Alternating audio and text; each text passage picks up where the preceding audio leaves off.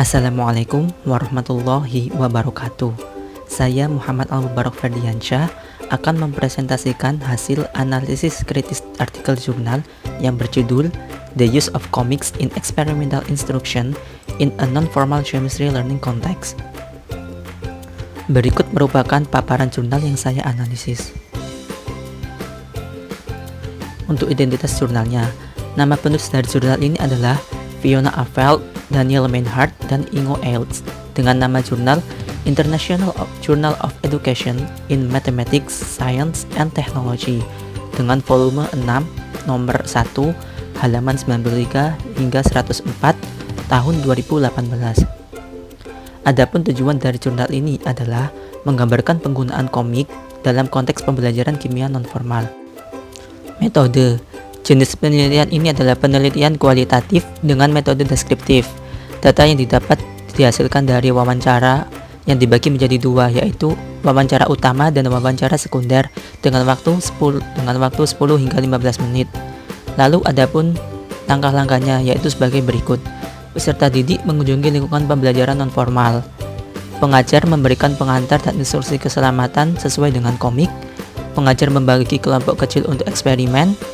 Pengajar memilih eksperimen yang akan dilakukan oleh peserta didik. Peserta didik melakukan eksperimen yang diawasi oleh pengajar. Pengajar dan peserta didik melakukan refleksi dari eksperimen yang telah dilakukan. Dan yang terakhir adalah sesi wawancara yang dilakukan saat istirahat. Adapun subjeknya yang terdiri dari 44 peserta didik dengan umur 11 sampai 13 tahun dengan 19 laki-laki dan 25 perempuan yang nantinya akan dibagi menjadi 22 kelompok dari berbagai sekolah di Jerman. Berikut merupakan hasil data yang diperoleh. Ada 5 kategori.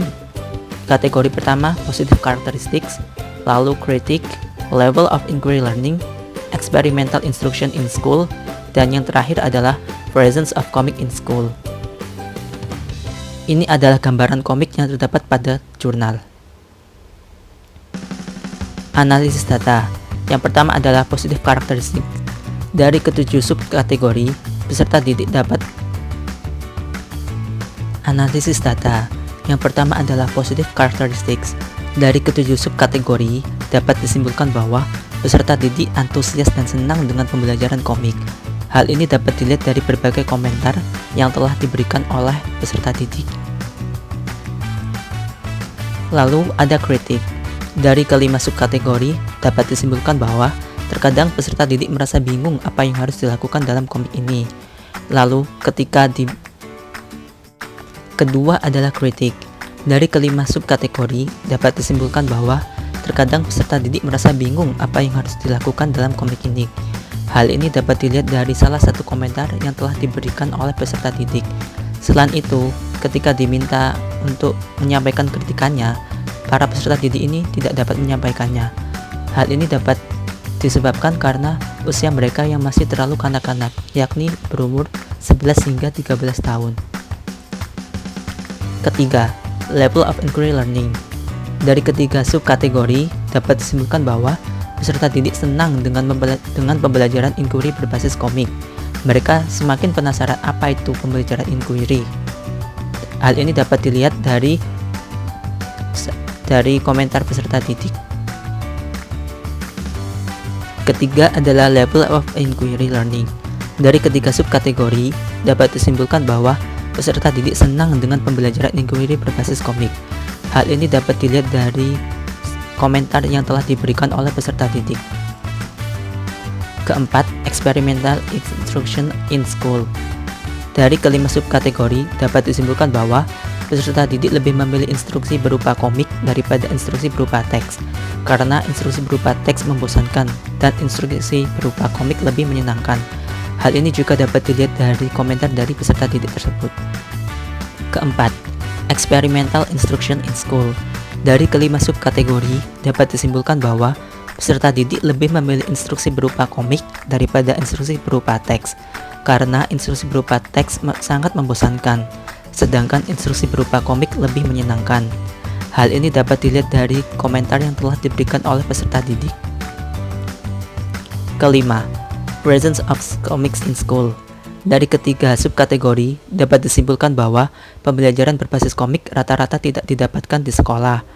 Selain itu, pembelajaran berbasis komik pernah dilakukan dalam pelajaran kelima, presence of comics in school. Dari ketiga kategori, dapat disimpulkan bahwa pembelajaran berbasis komik rata-rata tidak didapatkan di sekolah pada umumnya. Namun, dalam mata pelajaran lain seperti bahasa, matematika, dan agama, mereka mendapatkan pembelajaran berbasis sains, berbasis komik. Berikut merupakan konsep-konsep penting yang terdapat dalam jurnal ini. Yang pertama adalah komik dapat menarik perhatian peserta didik untuk belajar. Lalu, efek pembelajaran inquiry dengan komik lebih tinggi daripada pembelajaran konvensional yang sering digunakan di sekolah. Instruksi laboratorium di sekolah tidak menarik karena terlalu banyak teks tanpa komponen kreatif sedikit pun. Lingkungan belajar non-formal umumnya menarik perhatian banyak peserta didik karena pembelajarannya yang sangat berbeda dari biasanya. Penggunaan komik untuk instruksi laboratorium dalam sains tidak begitu umum, karena mungkin konsep dan contoh yang sesuai untuk penuntun pengajar belum terpenuhi. Adapun fakta unik, yaitu sebagai berikut. Penelitian tentang kartun dan komik dalam pendidikan sains menunjukkan bahwa menggunakan ilustrasi grafis dapat menghasilkan pemahaman fenomena lebih baik daripada pemahaman yang terdapat pada buku teks konvensional. Para peneliti menemukan bahwa interaksi dan teks gambar dalam komik dapat melebihi pembelajaran buku teks konvensional dengan menggabungkan kedua komponen menjadi sebuah cerita yang membantu menghasilkan koherensi dan konteks untuk informasi ilmiah. Komik dalam pendidikan sains menghadirkan situasi belajar yang tidak biasa dan tautan tak terduga untuk media dalam kehidupan sehari-hari. Penggunaan komik di instruksi percobaan dapat meningkatkan pemahaman peserta didik, baik di dalam sekolah maupun di luar sekolah. Komik dapat membantu mengurangi jumlah teks yang dihadapi oleh peserta didik. Komik juga dapat berfungsi sebagai cara berkomunikasi untuk kaum muda. Adapun kelebihan dan kekurangan dalam jurnal ini. Kelebihannya adalah gambar terlihat jelas, gambar terlihat simpel dan menarik, penjelasan cukup lengkap dan rinci. Dalam introduksi telah menyinggung berbagai penelitian yang berkaitan dengan komik, dan yang terakhir adalah terdapat hasil angket dari responden. Lalu kekurangannya adalah terkadang ada penjelasan yang tidak langsung ke intinya. Ada beberapa kata yang tidak dipahami seperti positive characteristics, autonomous, note down, high volume of written text, dan lain-lain. Tidak mencantumkan berapa lama waktu yang diperlukan untuk penelitian ini. Kesimpulan dari jurnal ini adalah penggunaan komik dalam pembelajaran sains non-formal sangat membantu peserta didik. Peserta didik sangat tertarik dengan komik yang digunakan karena mereka merasa bosan dengan buku teks konvensional. Hal tersebut karena penjelasan komik mudah dipahami dengan berbagai gambar dan kata yang tidak begitu banyak. Peserta didik juga tertarik dengan pembelajaran inquiry dengan komik karena menurut mereka sangat menyenangkan.